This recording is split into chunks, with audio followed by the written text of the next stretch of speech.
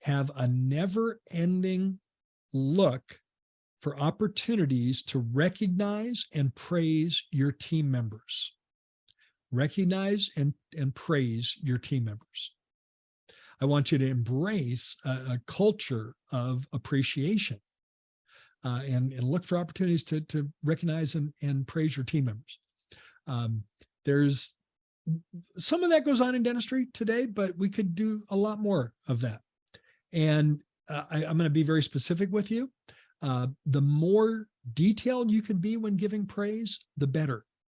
We could say, Susan, you did a good job today. And that has a warm, fuzzy feeling. And it evaporates quickly, though. But instead, if you're able to say hypothetically, let's say Susan's an assistant and she took a great set of x-rays for you today that gave you all on a patient that might have been difficult to do that with. You could say to Susan, Susan, those x-rays you took today for Gary are fantastic. You got all the information I need. Way to go. And by the way, say that in front of the patient.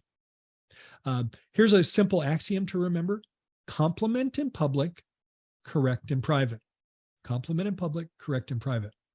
And I want you to become a champion of this and look for opportunities and do it regularly, because the more you compliment and praise your team, the more you catch them doing good things, the more they're going to do more good things in your practice.